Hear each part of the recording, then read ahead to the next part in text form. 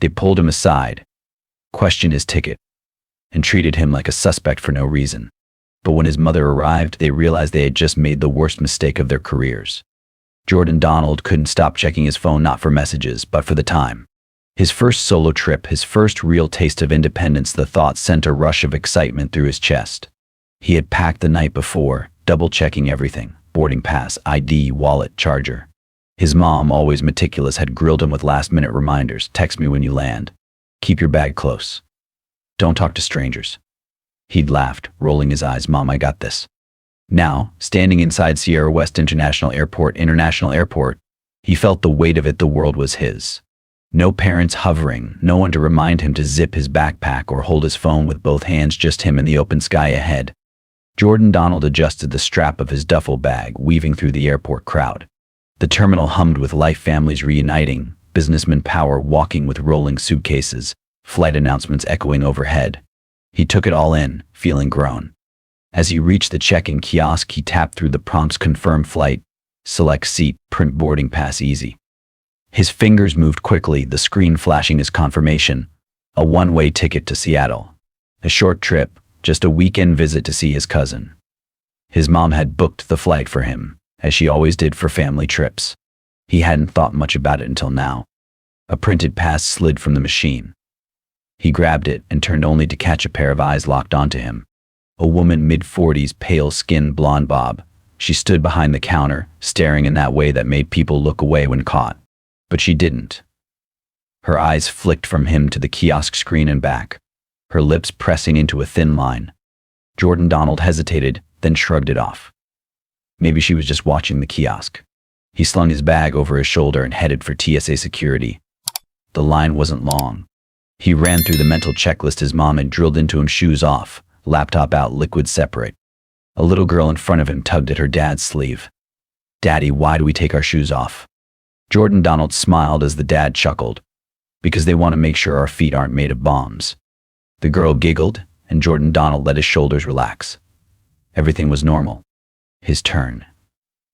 He placed his bag in the bin, removed his hoodie, and stepped forward. The TSA officer barely looked at him as he waved him through the body scanner. Clear. Jordan Donald grabbed his things, laced up his sneakers, and took a deep breath. Gate B7. He followed the signs, weaving through groups of travelers. 15 minutes until boarding. He spotted an empty seat near the window and dropped into it, stretching his legs. Seattle. His cousin had already sent him a text: we'll hit the arcade when you get here. Bet I still beat you at Street Fighter. Jordan Donald smirked, typing back: bet you don't. His stomach rumbled. He had time to grab something to eat before the flight. He stood up, stretching, glancing around the terminal.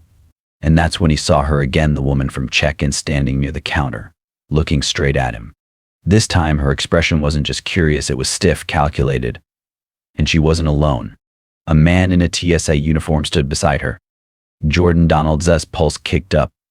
He glanced around. Other passengers scrolled their phones, chatted, ate overpriced sandwiches. No one else seemed to notice. Maybe it was nothing. But then the TSA officer nodded, and the woman pointed straight at him. Jordan Donald's stomach clenched. This wasn't nothing. But he had no idea what was coming next. Jordan Donald swallowed hard, pretending not to notice the two of them watching him.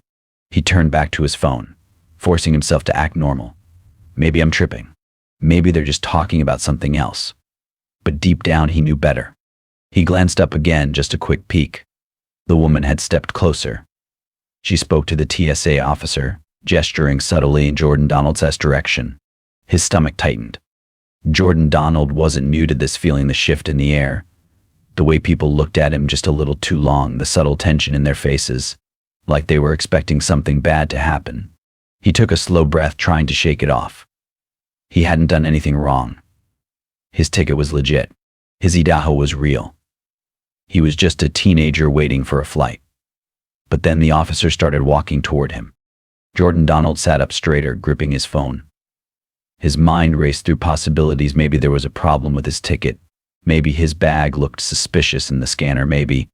The officer stopped in front of him, hands resting on his belt, his face unreadable. Excuse me, sir. I need to ask you a few questions. Jordan Donald's throat went dry. He forced himself to stay calm. Okay. The woman from check-in had followed, standing just behind the officer, arms crossed tight. The officer glanced at Jordan Donald's boarding pass. Where are you headed today? A simple question, but the way he asked it felt anything but simple. Jordan Donald shifted in his seat. Seattle, he answered, keeping his voice even. The officer nodded. Traveling alone? Yeah. He could feel the woman's stare burning into the side of his face. The officer studied him for a moment. Then his next question made Jordan Donald's stomach drop. Who booked your ticket? Jordan Donald blinked. What kind of question was that? My mom. The woman from check-in let out a small, almost smug breath, like she'd just confirmed something. The officer raised an eyebrow. Your mother booked your ticket. Jordan Donald frowned. Yeah, she always does. The officer didn't write anything down. He just stood there, looking at Jordan Donald like he was trying to figure something out. Jordan Donald's fingers curled around his phone. He hated this feeling like no matter what he said, it wouldn't be enough. Is there a problem? Jordan Donald asked carefully. The woman spoke up before the officer could answer. We just want to make sure everything checks out. Jordan Donald looked at her, trying to keep his voice steady. Why wouldn't it? She gave a tight-lipped smile. We have to be cautious with certain bookings. Certain bookings? Jordan Donald's skin prickled. The officer kept his eyes on Jordan Donald. We just need to verify that this ticket actually belongs to you. Jordan Donald let out a slow breath. You can check my ID. It matches the name on the ticket. The officer didn't reach for Jordan Donald's ID. Instead, he glanced at the woman who wasn't even hiding her doubt and suspicion anymore. Jordan Donald had seen that look before at stores, at school, anywhere people assumed he didn't belong. His grip tightened around his phone. I don't get it. Why are you only asking me? The officer paused, but the woman spoke. Your reservation was flagged as irregular. Jordan Donald's jaw clenched. Irregular how? Your name didn't match the payment method. Because my mom booked it, Jordan Donald said. The officer stayed silent. Nearby passengers started paying attention. You're saying I can't fly because my mom used her card. We just need to confirm. The woman replied. Then call her, Jordan Donald said, pulling out his phone. I'll do it myself. He dialed. After 2 rings, his mom answered. Jordan Donald? They're saying my ticket's flagged because you booked it. A pause. Then, firm and cold. Put me on speaker. Jordan Donald did. This is Celesta Donald, she said, and I'd like to know why my son is being stopped in my airport. The woman paled. The officer stiffened. The energy shifted. Confidence faded. Alicia's voice cut through it all. I'm waiting for an answer. Jordan Donald didn't move. He didn't have to. He'd seen this before, people in power realizing too late who they were dealing with. The woman tried to recover. Ma'am, this is just a standard security check. Your son's reservation was flagged. For what reason? Alicia cut in. He's a minor, flying on a ticket I purchased. That's not illegal and you know it. The woman hesitated. Her confidence was slipping fast. What policy says a minor flying on a parent's ticket is a security risk? Alicia pressed. The woman had no answer. The officer stepped forward. Verify what? Exactly. Alicia snapped. Would you be asking these questions if my son looked different? If his name was Jake or Matthew? The officer shifted uncomfortably. We were just following protocol. Then show me the protocol that justifies pulling him aside like a criminal. Silence. Then Alicia's voice dropped, sharp and steady. You sent security after him. You humiliated him publicly without cause. The officer looked to the woman, but she had nothing left to say. I own this airport. Alicia said quietly. Did you even check his last name before assuming he didn't belong? Now they understood. I want your names, she said. Both of you. The woman hesitated. Miss Donald, I don't think. I didn't ask what you think. I asked for your names. The officer's jaw tightened. My name is Officer Mason Alexander. The woman muttered, Cynthia Moore. Alicia paused, then said, I want this documented. Send me a report on why my son was flagged and who approved it. If I don't see it within an hour, I'll be making calls. Moore flushed. That won't be necessary, Miss Donald. Oh, it absolutely is, Alicia replied. Because this won't be swept under the rug. Jordan Donald's chest tightened. His mom had it handled, but it still hurt knowing they assumed the worst of him. Alicia exhaled. Jordan Donald, are you okay? He nodded. Yeah. You're still flying to Seattle. Moore tried to speak, but Alicia cut her off. If he misses his flight, everyone involved will remember this. Moore stayed silent. She knew she'd lost. Jordan Donald's grip on his phone tightened. It shouldn't have come to this, but it wasn't over yet. After a tense pause, Alicia asked, "Are we done here?" Moore turned to Alexander. He exhaled. "You're free to board your flight, sir." Jordan Donald's stomach twisted.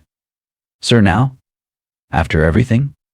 He glanced around, people pretending not to listen but clearly tuned in. He hated the feeling. Jordan Donald looked at the woman again, voice calm. "So that's it? I get questioned, pulled aside, treated like a suspect, and now you just let me go." Moore blinked. There was a misunderstanding. Jordan Donald let out a dry laugh. "A misunderstanding?" Alicia's voice cut in. Jordan Donald. He turned to her, saw the concern beneath her composed look. She didn't want him to push it. Not here. He swallowed his frustration and nodded. All right. Adjusting his bag, he walked toward the gate. The terminal suddenly felt cold and heavy. Behind him, Alicia added, "You should rethink how you profile people." Moore flushed. Jordan Donald didn't look back. He just kept walking. By the time he reached the gate, boarding had started. A text from his cousin lit up. "Yo, you good?" He hesitated, then replied, "Yeah, boarding now." He wasn't sure it was true. "Excuse me?" A man near the gate said. "I saw what happened back there," he added quietly. "I'm sorry you had to go through that." Jordan Donald blinked, caught off guard. "Oh, thanks." The man gave him an awkward smile.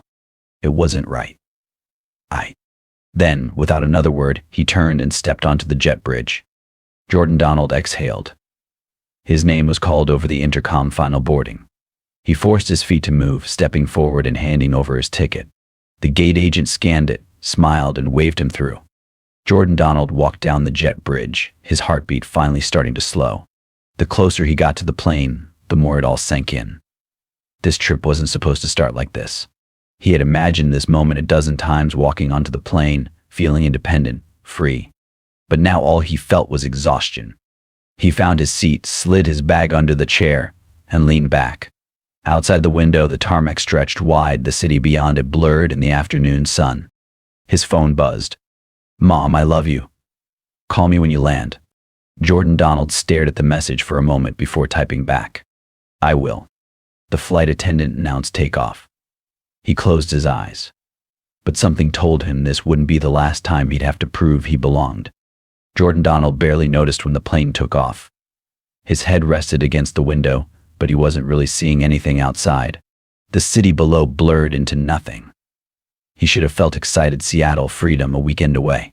Instead, his mind kept replaying the scene at the airport, the looks, the questions, the way they spoke to him like he was already guilty of something. The man back at the gate, his awkward apology lingered in Jordan Donald's head. It wasn't the first time something like this had happened to him. It probably wouldn't be the last. His fingers hovered over his phone screen. He thought about texting his mom again. But what would he even say? "Thanks for fixing things. Sorry you had to." Instead, he flipped his phone over, letting it rest in his lap. The hum of conversation around him filled the cabin. Flight attendants moved through the aisles, passengers flipping through magazines, watching movies, settling in. Everything was normal, at least for everyone else. Jordan Donald sighed, stretching his legs. The seatbelt sign turned off with a soft ding. "Would you like something to drink?" He looked up. A flight attendant, mid-40s, kind face, no hesitation in her voice. No weird looks, just a simple question. Yeah, he said. "Water's fine." She smiled, handing him a small bottle. "Let me know if you need anything else, okay?" He nodded, muttering a quiet thanks. The moment felt regular, and that shouldn't have felt surprising, but after everything, it did. Jordan Donald twisted the cap off the bottle, taking a slow sip. Then a voice. "You good, kid?" Jordan Donald turned. The man sitting beside him, maybe mid-50s, salt and pepper beard, reading glasses, was looking at him. Not in an intrusive way, just curious. Jordan Donald hesitated. "Yeah, just tired." The man nodded like he understood. "You handled yourself well back there." Jordan Donald's shoulders stiffened. "You saw?" The man sighed, adjusting his glasses. Saw enough. Jordan Donald exhaled, leaning back. He didn't feel like talking about it, but at the same time, he kind of did. The man set his book down. That ever happened to you before? Jordan Donald glanced at him, debating whether to answer. Then he decided to be honest. Not exactly like that, but yeah. The man was quiet for a moment.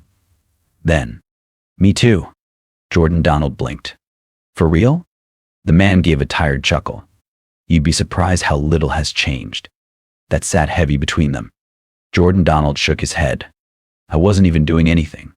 You never are. The man said simply. Jordan Donald sighed, running a hand down his face. The man leaned back. Let me ask you something. What do you think happens next? Jordan Donald frowned. What do you mean? I mean, the man said, tilting his head, they made a mistake, a big one. And your mom? He let out a low whistle. She wasn't playing around. Jordan Donald smirked. No, she wasn't. The man nodded. So what happens next? You think they learn from it? Or do you think they just try not to get caught next time? Jordan Donald didn't answer right away because he wasn't sure. The man sighed. Tied. You don't have to answer that. Just something to think about. Jordan Donald chewed on the thought. What did happen next? Would Moore go back to work tomorrow and pretend like nothing happened? Would Alexander? Or would they remember? Would they hesitate the next time they looked at someone like him and assumed the worst? Jordan Donald wasn't sure. But one thing was clear, they wouldn't forget his mother's name anytime soon. The pilot's voice crackled through the speaker, announcing their descent into Seattle. Jordan Donald exhaled, glancing at his phone again. His mom's message was still there. He had a feeling this conversation wasn't over yet. The plane touched down in Seattle with a soft jolt. Jordan Donald barely noticed. His thoughts were still tangled in everything that had happened. The seatbelt sign dinged and passengers stirred, stretching, reaching for their bags. For them, this was just another flight, but for Jordan Donald, it felt like something else, like the ending of a chapter he hadn't expected to start in the first place. His phone buzzed as soon as they pulled into the gate. Mom, call me when you land. Jordan Donald sighed. She was still on edge, and he got it. If their roles had been reversed, if she had been the one sitting at the gate waiting to hear if her son was okay, he'd be just as worried. He grabbed his backpack from under the seat, slinging it over his shoulder. The man beside him, the one who had asked all those questions, gave him a small nod. Take care, kid. Jordan Donald returned it. You too. The slow shuffle off the plane felt endless. He stepped into the terminal, the air thick with that post-flight energy, people rushing to connections, families reuniting, business travelers already on their phones. He spotted his cousin Dante standing near baggage claim, arms crossed, shaking his head dramatically. Man, what took you so long? You fly here or walk? Jordan Donald forced a smirk. Had to make a quick detour through airport security's personal hell. You know, VIP treatment. Dante raised an eyebrow. Wait, what? Jordan Donald hesitated. Did he really feel like explaining? But Dante was already looking at him closer now, like he could sense something was off. Jordan Donald sighed. It's a long story. Dante grabbed his duffel bag from the carousel. Well, lucky for you, we got nothing but time. Jordan Donald huffed a laugh. They walked through the terminal, weaving through crowds. But Jordan Donald's mind was still back in Sierra West, still stuck on Moore's face when she realized who his mom was, on Alexander's tight-lipped silence, on the way the man on the plane had asked him, what happens next? Jordan Donald knew what his mom would say, that it wasn't over, that she wasn't going to let it go, just because he made it onto the flight. And she was right, because this wasn't just about him. It was about the next kid, the one who didn't have a mom who owned an airport, the one who wouldn't get that same last-minute realization, the one who might not get an apology. Jordan Donald pulled out his phone, dialing before he could second-guess it. Alicia picked up on the first ring. You're safe. I'm good, Mom. A pause. Then, did you get something to eat?